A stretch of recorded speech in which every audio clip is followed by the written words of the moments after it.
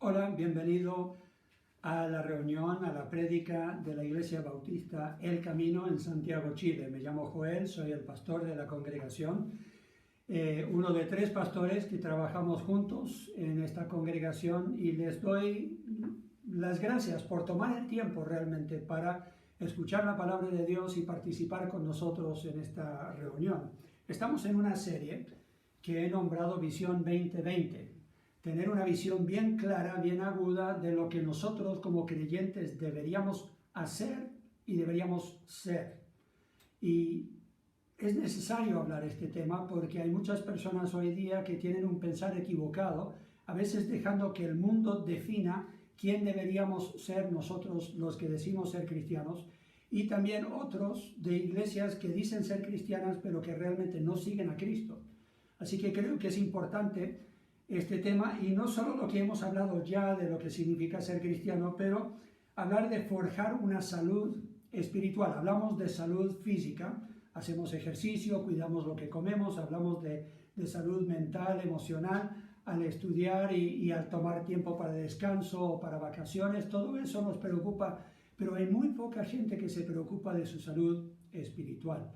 Y hay ejercicios que deberíamos hacer como cristianos que van forjando, que van creando esa salud espiritual, que nos permiten tener esa fuerza espiritual que necesitamos para no solamente malos tiempos, pero también para poder vivir una vida que le agrada al Señor. Así que esas disciplinas espirituales las hemos hablado antes, tienen mucho que ver con cómo nos alimentamos nosotros de la palabra de Dios, también cómo hablamos con nuestro Señor, nuestro Dios, en oración. Otras disciplinas como el ayuno, esas cosas las vamos a hablar un poco a futuro. Todo eso va forjando nuestra salud espiritual. Pero hoy les quiero hablar un tema que quizás no se habla lo suficiente en iglesias. Y estamos tomando la ilustración de lo que predicó o enseñó Jesús cuando habló de que Él había venido a buscar lo que se había perdido. Pero en este caso está hablando del Padre, que representa a nuestro Padre Celestial, Dios, y que en este caso, en esta historia, hay 2 hijos, uno que se queda en casa, el mayor, que es obediente hasta cierto punto, pero de mala gana, y tenemos al hijo menor que dice, no, yo aquí ya me cansé de esto, me quiero ir, dame mi herencia, lo que me corresponde. Y a él le correspondía menos que al hijo mayor. No sabemos si había rivalidad entre ellos, cuál era el problema entre ellos dos. Lo que sabemos es que el hijo menor hizo lo que los oyentes de ese tiempo sentirían que era un escándalo, era algo impensable, que el hijo menor llegara al padre y dijera, ¿sabes qué? Yo quiero tratarte como si ya estuvieras muerto y me hubiera pasado ya la ley, la herencia, quiero que me des la herencia de antemano, no puedo esperar hasta que te mueras. Y con esa actitud probablemente él tomó ese dinero después de quizás vender la propiedad que a él le tocaba y se fue a un lugar lejano. La Biblia dice que ahí malgastó su dinero. Probablemente mientras tenía ese dinero tenía amigos, pero ya cuando se le acaba el dinero, se le acaban los amigos, y también en ese momento llega una hambruna. Comienzan a sentir hambre en esa región, quizás por una sequía, no sabemos. Jesús no da los detalles, solo dice que en este caso él tuvo que buscar trabajo para realmente tener algo para comer. Estaba tan mal ahora este joven que no tenía ni para comer. Y en ese momento encuentra trabajo solo apacentando cerdos. Estos chanchos necesitaban a alguien que los cuidara y que les diera de comer, y él se antojaba ya, tenía ganas de comer lo que los chanchos comían, pero nadie le daba. Así de mal estaba. Era la mejor forma quizás a los judíos que Jesús estaba hablando, hacerles ver que este joven había tocado fondo. Estaba en la peor situación imaginable. Y fue en ese momento que él recapacitó, vuelve en sí, dice la Biblia, y dice, yo no merezco ser ya nombrado hijo de mi padre, pero yo voy a volver a la casa de mi padre y le voy a decir que he pecado contra él y contra el cielo, o sea, contra Dios. Y ver qué me pasa. Él quizás me haga uno de sus jornaleros y yo pueda trabajar ahí con los demás. Aunque ya no tenga el derecho de ser llamado hijo, por lo menos tendré que comer. Entonces él vuelve. Y vimos la semana pasada cómo el padre le perdona. y cómo sentimos nosotros los padres la ausencia de nuestros hijos, y especialmente no solamente cuando se han ido del hogar, que es muy natural que algún día lo hagan, pero que se vayan también de los caminos en los que nosotros los hemos educado, cómo nosotros les hemos dado las herramientas para vivir una vida sabia y muchas veces no eligen seguir en esos caminos, en esas verdades eternas que nosotros hemos compartido con ellos. Y cómo nos duele el corazón y el gozo que sentimos cuando ellos vuelven. No solamente a reconocer su error y pedir perdón a nosotros, pero pedirle perdón a Dios y volver a los caminos del Señor.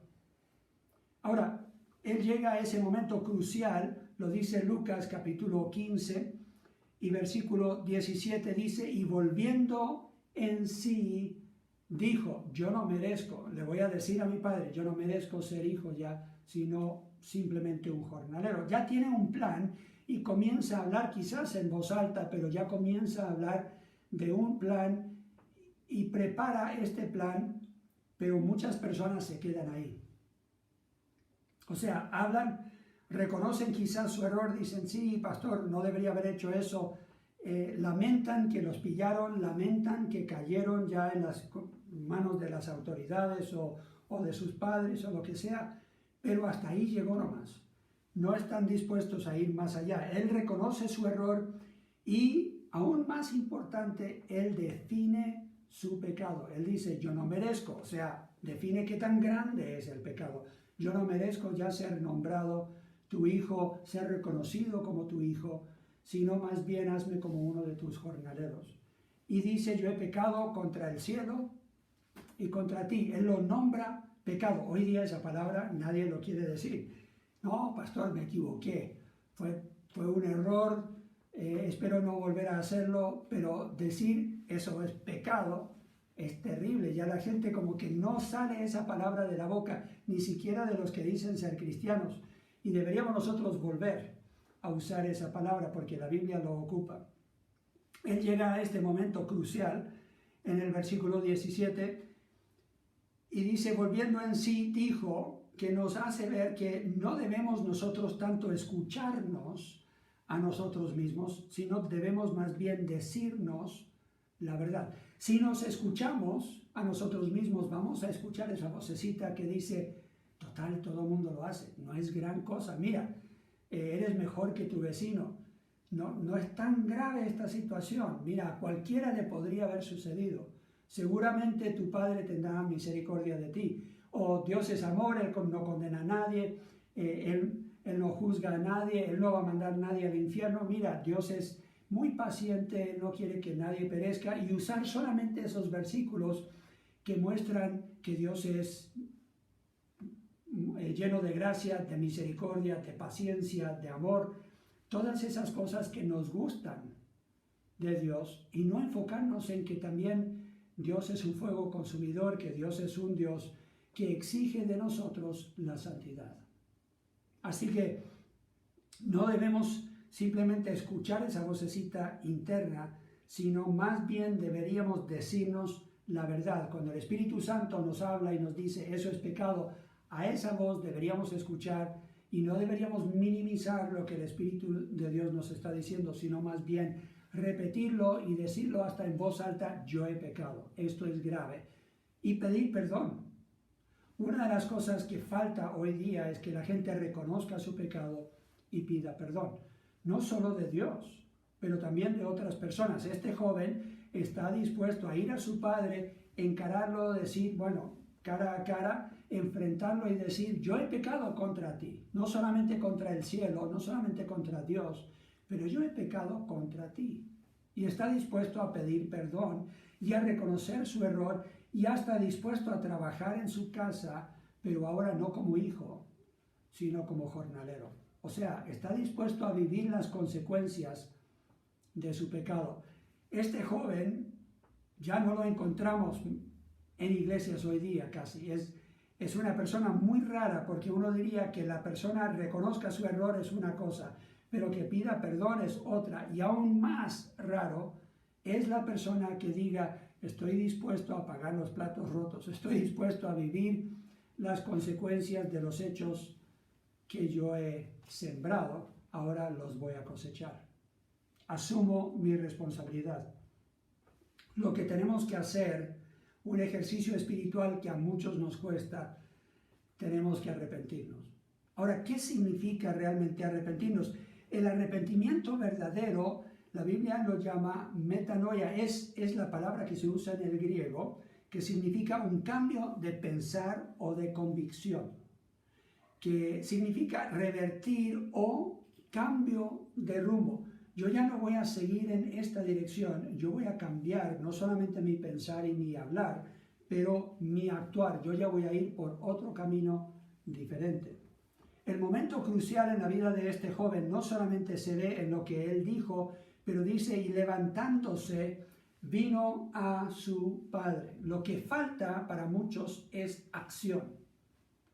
Decimos, me equivoqué, quizás hasta estamos dispuestos a decir, es pecado, pero después no estamos dispuestos a tomar acción. La acción necesaria quizás para revertir, para corregir la situación. Comprueba él con hechos que su arrepentimiento es real. Tenemos en el ministerio de Juan el Bautista algunos ejemplos. Alguno dirá, pero ¿de qué me tengo que arrepentir yo? Tenemos los líderes religiosos en el tiempo de Juan el Bautista que hubieran preguntado esto, ¿de qué me tengo que arrepentir yo? Como el que estaba orando y dijo, yo te doy gracias, Señor, que no soy como este publicano, mira, yo diezmo, y le tiene que recordar a Dios como si Dios no supiera, yo diezmo de lo que gano, yo ayuno 2 veces a la semana, y yo estoy en el culto cuando las puertas están abiertas, o sea, yo soy un ejemplo de lo que debería ser una persona que cree en Dios. Pero la Biblia dice que él no fue a casa justificado, sino el que se arrepintió y dijo, ay de mí, soy pecador, sé propicio a mí, pecadores, lo que él le pide en oración a Dios. Ni siquiera fue capaz de alzar los ojos a Dios, dice la Biblia. Entonces, ¿de qué me tengo que arrepentir? Bueno, tenemos que pensar que cualquier cosa que no le agrada a nuestro Padre Celestial, que no sea su voluntad, que no sea de acuerdo a sus instrucciones, hace que nosotros seamos hijos desobedientes. Y uno diría, uy, pero pastor, entonces, ¿todos pecamos? Exactamente. La Biblia dice, aún el saber hacer el bien y no hacerlo es pecado. Entonces, uno dice, uy, pero entonces yo debería pasar más tiempo arrepintiéndome y pidiendo perdón. Exactamente. Es la única forma en que realmente habrá cambio en nuestra vida. Tenemos que reconocer en los caminos que andamos y cuáles realmente no son los caminos de Dios. Jesús salió predicando justo después que fue bautizado por Juan el Bautista y predicó lo mismo que predicaba Juan el Bautista realmente. Arrepentíos porque el reino de los cielos se ha acercado. El arrepentimiento sin cambio no es verdadero. No es un arrepentimiento verdadero. Es simplemente lamentar que a mí me ha pasado esta situación, no tomar en cuenta las heridas que he causado y no estar dispuesto realmente a actuar, a hacer algo para revertir la situación o mejorar la situación o pagar los daños. Juan capítulo 3, tenemos a Juan el Bautista que está bautizando y llegan los líderes religiosos para ser bautizados por él y él dice, ustedes son unas víboras. Yo no los voy a bautizar hasta que ustedes muestren frutos dignos de arrepentimiento. O sea, muestren por sus obras que realmente se han arrepentido y ahí quizás pueda bautizarlos. Porque sin esas pruebas, ustedes tienen otra idea del bautismo. Porque su bautismo era un bautismo de arrepentimiento. Así que vemos muchas personas que simplemente cumplen con Dios algunas cosas, pero no están dispuestos de fondo a arrepentirse. Un ejemplo de eso es lo que vemos en 2 de Corintios. En sus Biblias, 2 de Corintios, Pablo está escribiendo a una iglesia bastante rebelde. Había un hombre en la congregación que estaba conviviendo con la esposa de su padre, o sea, probablemente su madrastra, y él la había tomado como esposa, pero obvio no se habían casado, entonces están conviviendo.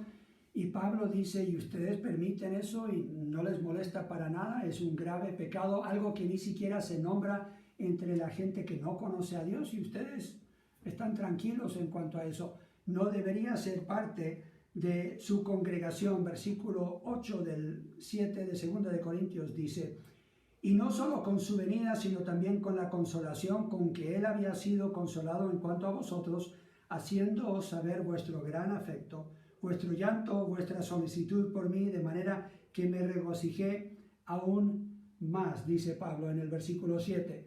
Dice que había llegado Tito, que ellos habían mandado, y le había dado noticias de la congregación y de la solicitud que tenían hacia él. Y él estaba preocupado porque había escrito una carta.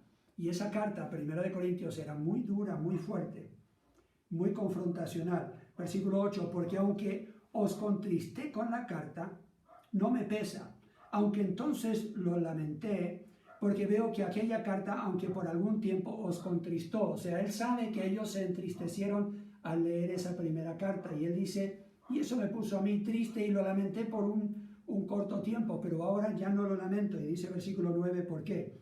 Ahora me gozo, no porque hayáis sido contristados, sino porque fuisteis contristados para arrepentimiento, porque habéis sido contristados según Dios, para que ninguna pérdida padecieseis por nuestra parte.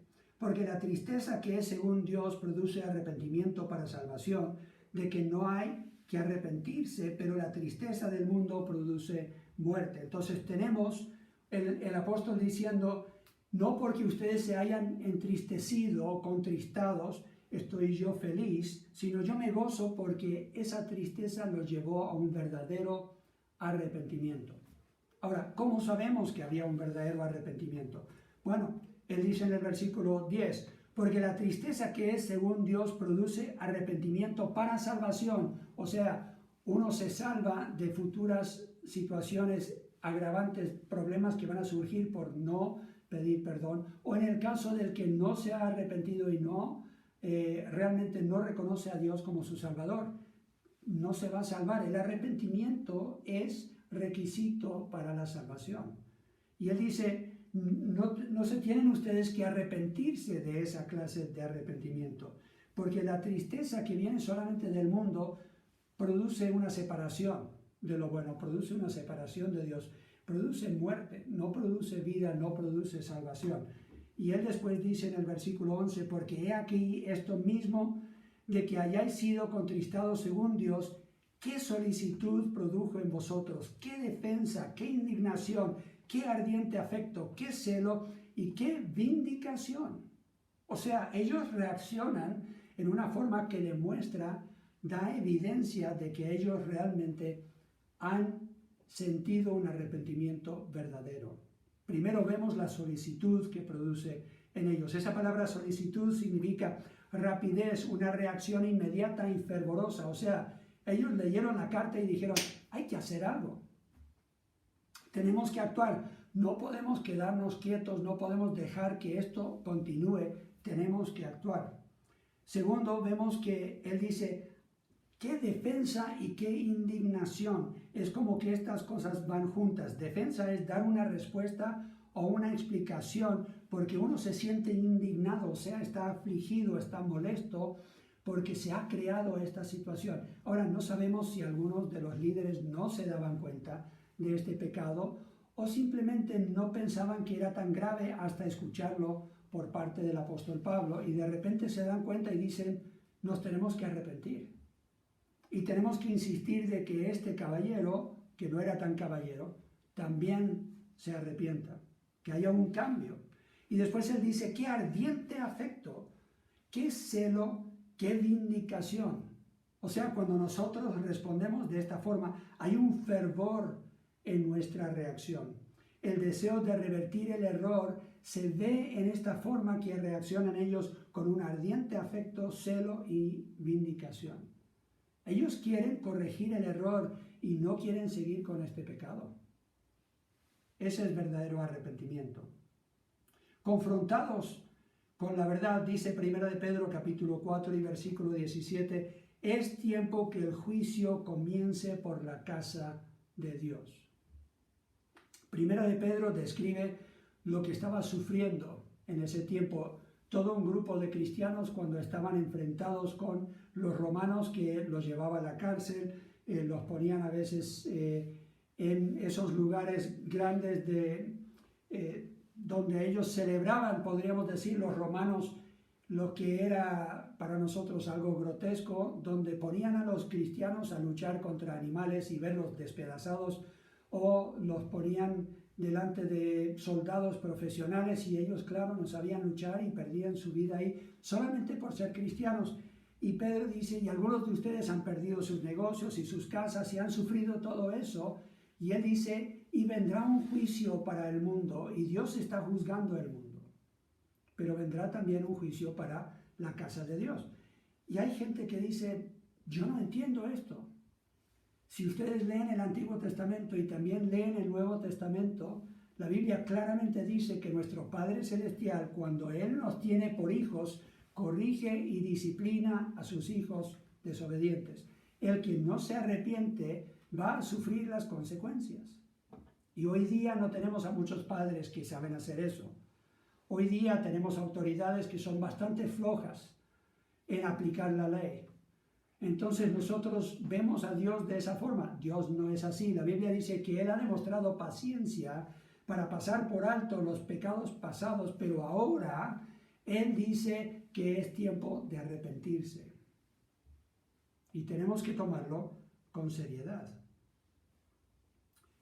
Yo les quiero decir que lamento tener que decirlo, que en nuestra congregación hay pecado. Y uno de los pecados que yo diría es uno de los más serios que menciona la palabra de Dios. En los últimos 4 meses nosotros hemos estado tomando algunas ofrendas de otra forma. Antes de eso nosotros no sabíamos quién daba qué cantidad. Simplemente lo que daban en la ofrenda nosotros lo administrábamos. Y era bastante evidente aún en ese tiempo que la gran mayoría de la congregación no estaba dando ni siquiera el 2% de sus entradas, menos el 10% o más. Y lo que hemos notado en estos últimos 4 meses, porque ahora la única forma que se puede dar una ofrenda es por medio de una transferencia, y ahí notamos entonces quién da y quién no da. Más del 60% de nuestra iglesia en esos 4 meses no ha dado ni una ofrenda, ni siquiera 1,000 pesos. No han dado una ofrenda para los gastos de la congregación, que seguimos con esos gastos porque todavía hay gente necesitada. No han dado para que nosotros podamos comprar el terreno. No han dado para cubrir los gastos de misioneros, los cuales nosotros prometimos que íbamos a apoyar para que ellos siguieran en el ministerio. Simplemente no han asumido su responsabilidad. Dicen ser miembros de la congregación. Son los que quieren aportar con voz y voto cuando están en una reunión de negocios, pero no han aportado ni un peso. Eso me preocupa. Y eso es pecado. Lo dice la Biblia. Podemos nosotros tener el argumento hasta que baje el sol, pero no vas a poder ganar ese argumento porque no vas a tener argumento si abres la palabra de Dios. La Biblia claramente dice que el no dar, no reconocer a Dios con lo que has recibido de Dios es pecado. Los que más aportan son miembros nuevos. De todos los miembros en la congregación, los más fieles y los que más aportan son los que tienen menos tiempo en la congregación. A vergüenza de algunos de ustedes, lo digo, no para avergonzarlos, pero deberían sentir vergüenza. Porque ¿quién más tiene conocimiento de cómo hemos manejado nosotros los dineros con fidelidad y con cuidado? ¿Quién más sabe cómo nosotros hemos tenido prioridades para ayudar a otras personas? Y muchos de ustedes han ayudado a otros por medio de las ofrendas que han dado a congregaciones en el pasado. No sé por qué ahora no están dando. Me preocupo que quizás es porque la cuenta está a nombre de uno de los hombres de nuestra congregación, uno de los pastores de nuestra congregación, uno que se está entrenando para el ministerio. Y me preocupo si es por eso que ustedes ya han perdido la confianza. Tienen que saber que él no es el que está administrando ese dinero. Lo administramos los líderes de la congregación. Esa cuenta es una que él mantiene aparte y sus dineros nunca se mezclan con los dineros de la congregación. Pero ustedes ya deberían saber eso porque han visto cómo nosotros con cuidado hemos dado un reporte de cada peso que nosotros gastamos. Entonces, esa no puede ser la razón. Hemos pagado el 48% del valor de nuestra propiedad. Y uno diría, fenomenal, sí, pero el 60% de la congregación no ha dado para eso. No ha estado dando para eso. Entonces, ¿de dónde ha venido ese dinero? 11% proviene de los miembros de la congregación. Entonces, del 40%, ¿solo 11 proviene de los miembros? Sí. El 37% proviene de los 3 pastores que ustedes tienen en la congregación. Algunos quizás ni siquiera saben quiénes son los 3 pastores. Son tan nuevos en la congregación. Yo soy el pastor principal, el fundador de esta iglesia, misionero de los Estados Unidos. No recibo salario de la congregación. Recibo mi apoyo de las ofrendas fieles de iglesias similares a las nuestras que han pactado con nosotros en ofrendar para que nosotros podamos hacer el ministerio y así no ser una carga a ustedes. Pero yo creo que quizás ese ha sido un error, porque se han puesto demasiado tranquilos en cuanto a su responsabilidad de cuidar de sus pastores.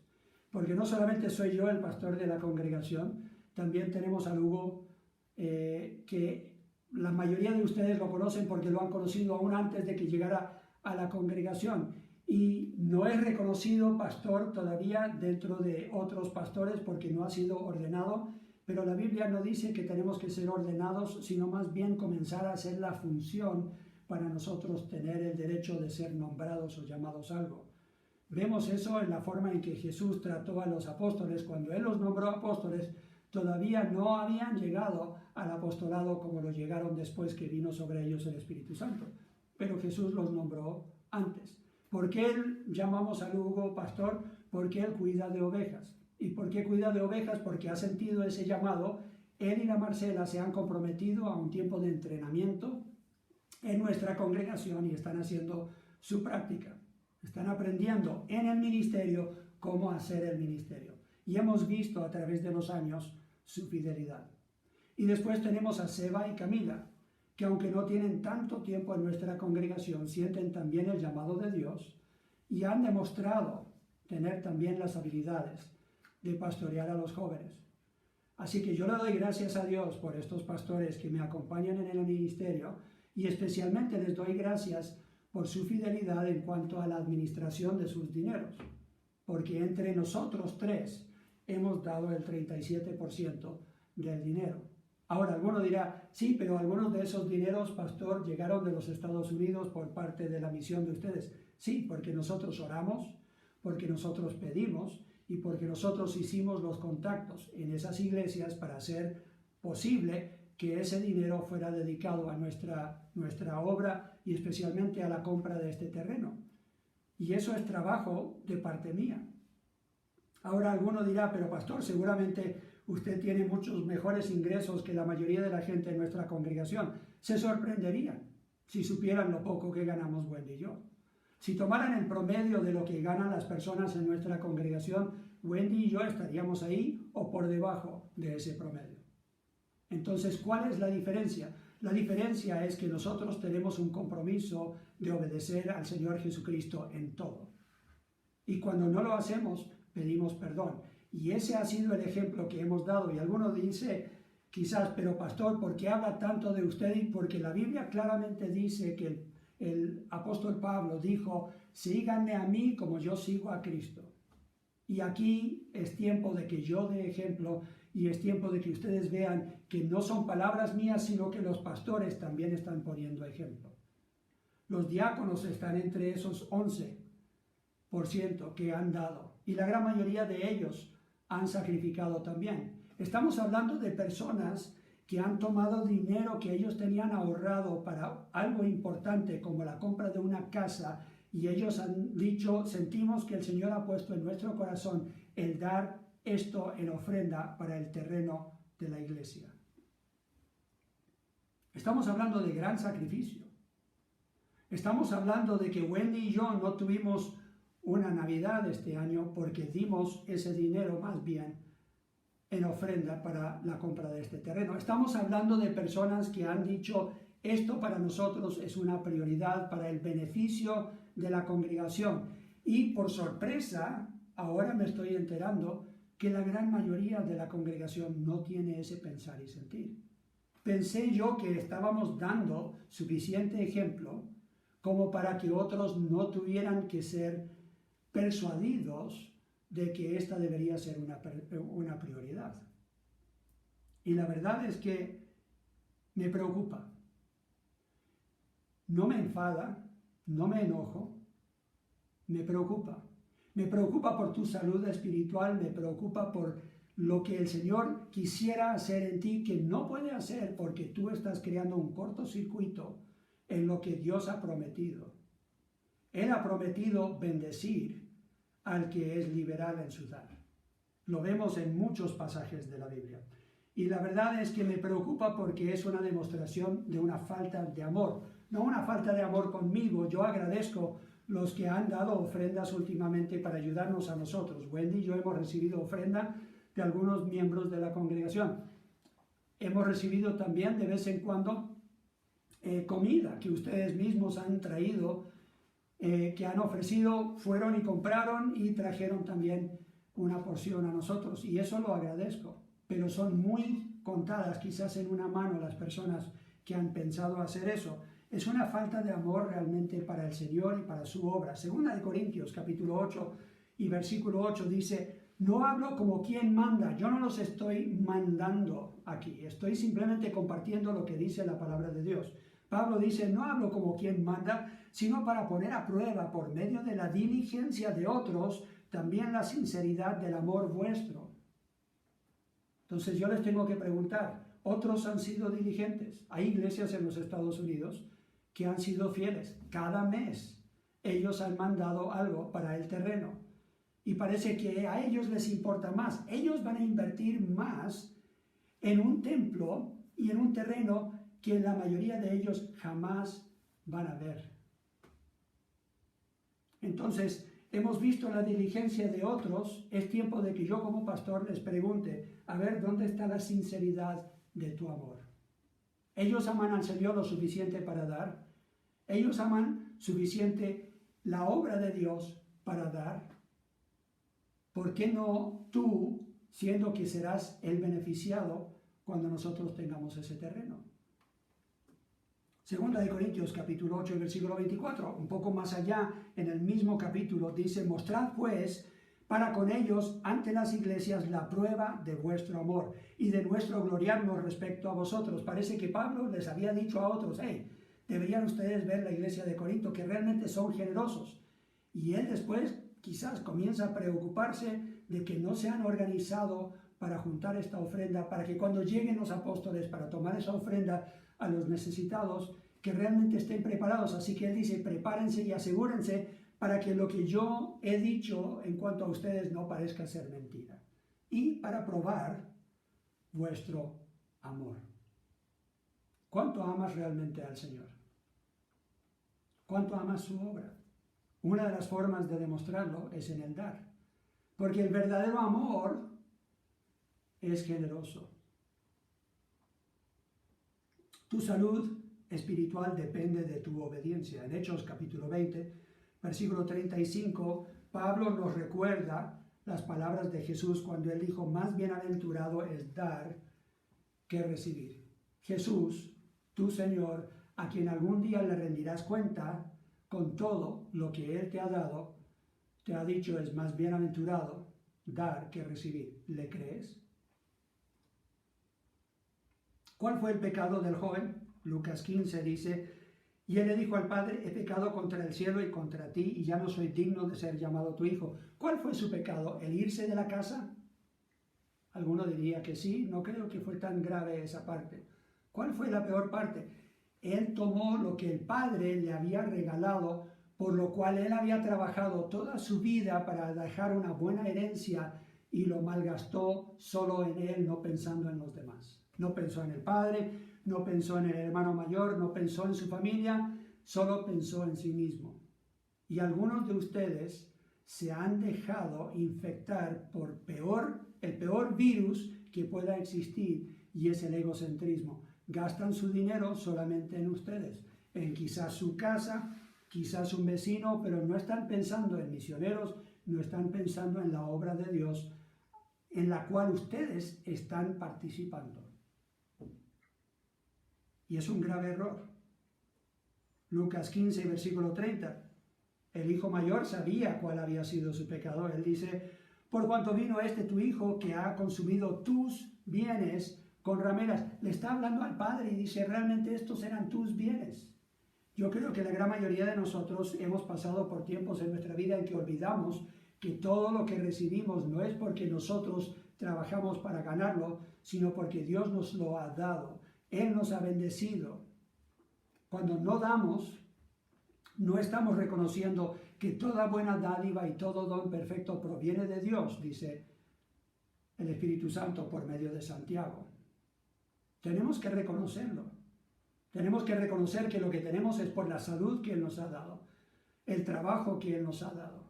La gran mayoría de nosotros hemos pasado por etapas en que hemos olvidado eso. Es tiempo de despertar y arrepentirnos si ese es nuestro pensar. La realidad es que cómo manejas tu dinero es una buena indicación de tu madurez espiritual. ¿Por qué? Porque muestra tu amor, muestra tu compromiso y muestra tu fe en Dios. ¿Cuántas promesas tenemos en la Biblia que dicen que Dios va a suplir nuestras necesidades, que deberíamos dar y se os dará, dice? ¿Cuántas palabras tenemos ya nosotros atesoradas que provienen de Dios en nuestro corazón, que Dios suplirá toda nuestra necesidad? Pero son promesas que tenemos de Dios que están ligadas a nuestra participación en la economía de Dios, como Él dice que funciona su economía. Por tu bien te digo estas cosas. Filipenses capítulo 4 y versículo 7. No es que busque dádivas, sino que busco fruto que abunde en vuestra cuenta. Yo no sé si tú lo crees o no, pero la Biblia dice que Dios es justo y que como Él no es injusto, Él va a asegurar de que todo lo que nosotros hacemos algún día recibirá tremenda recompensa. Si tú prefieres vivir para la recompensa aquí en esta tierra, vas a perder la recompensa que podrías tener a futuro en el cielo. Entonces piensa, analiza, ¿lo quieres ahora o lo quieres después? Y Él claramente dice, no busco dádivas. Yo no estoy buscando nada de ustedes al predicar este sermón. Yo no voy a recibir ni un peso de lo que nosotros recibimos en los meses que vienen si ustedes comienzan a obedecer al Señor. El préstamo que nosotros pedimos de la misión lo estamos pagando Wendy y yo. No lo hemos pedido de la congregación, aunque yo podría exigirlo de la congregación. Y les puedo mostrar lo que dice la palabra de Dios en cuanto a eso. Entonces, ¿cómo podemos nosotros ver estas cosas en una forma bíblica? Tenemos que asumir nuestra responsabilidad, como dice Proverbios 11. El alma generosa será prosperada y el que saciare, él también será saciado. La Biblia claramente nos enseña que cuando asumimos nuestra responsabilidad de ayudar, nosotros vamos a recibir de Dios lo que Él ha prometido, su ayuda. Por tu bien te lo digo, 1 Corintios 9. Dice, el que siembra escasamente, también segará escasamente, y el que siembra generosamente, generosamente también segará. ¿Le crees a Dios? Yo les quiero dar una tarea. 2 Corintios capítulo 9 y versículo 7 dice, cada uno dé como propuso en su corazón. Cada uno dé como propuso en su corazón, según haya prosperado. Eso habla de un porcentaje. Quizás tú no creas en el diezmo. Está bien, yo no voy a pelear contigo en eso. Aunque Wendy y yo hemos sobrepasado ya más del doble del diezmo por años y lo seguimos haciendo viendo cómo Dios nos ha bendecido y ha suplido toda necesidad. De la forma en que Dios te ha prosperado, deberías por lo menos tomar un porcentaje, algo de eso, y deberías proponer en tu corazón cuál va a ser ese porcentaje y después deberías apartarlo cada semana, cada mes, como te paguen, y decir, esto es de Dios, nadie ni nada toca ese dinero. Esa debería ser la actitud de cada creyente. Y ahora estamos enfrentando algo interesante acá en Chile. Muchos van a recibir el 10% de su AFP, y yo me pregunto, ¿ha llegado a tu mente alguna vez decir, ¿qué voy a hacer yo con el 10% de ese 10%? Si realmente amas a Dios y amas la obra de Dios, no te va a costar dar para que su obra continúe, para que sea prosperada, para que misioneros puedan seguir predicando el Evangelio, para que nosotros podamos seguir pagando este terreno y pronto poder habitarlo y celebrar que Dios ha hecho grandes milagros, grandes cosas en respuesta a oración y en respuesta a nuestra obediencia como sus hijos. Oremos. Padre Celestial, sabes mi corazón, sabes la preocupación que tengo por la congregación, y no me cuesta enseñar estas cosas porque realmente es enseñar cómo funciona la economía a la cual tú nos has llamado en tu reino a participar. Pido, Señor, que los que todavía no entienden esto, no quieren entender, que tú avives sus corazones para que ellos asuman su responsabilidad y aprendan a hacer este ejercicio para salud espiritual, el estar dispuestos a ser obedientes y dar una ofrenda, no para beneficio de un ministerio, sino para beneficio realmente de ellos mismos, de su crecimiento espiritual y de su relación contigo. Ten misericordia de ellos y perdónales este pecado, pido en Cristo Jesús. Amén. Si quieren debatir este tema, si quieren más información sobre este tema, si quieren saber mi perspectiva en cuanto al diezmo y en qué baso mis enseñanzas en cuanto al diezmo, con mucho gusto yo comparto eso. Pueden llamarme a ese número, pueden mandarme un WhatsApp, pueden ustedes hacerlo por medio de Facebook, pueden hacerlo a través de Iglesia Bautista del Camino. Mantengámonos en contacto, hay muchas formas de hacerlo, y como hemos hablado ya, les quiero recordar que es su responsabilidad ser fieles con lo que el Señor les ha dado. Si necesitan información de cómo pueden dar a la obra de Dios aquí en tu iglesia, porque es tu responsabilidad, entonces podemos darte esa información, la información de esa cuenta donde puedes mandar esa ofrenda. Y quiero terminar con esta bendición de parte de la palabra de Dios. Dice en 2 Corintios 8, ¿de dónde he sacado esta bendición? El Señor te bendiga y te colme de su gracia, para que puedas, por su gracia, ser dadivoso. Él te ayude a obedecerle en cuanto al dar.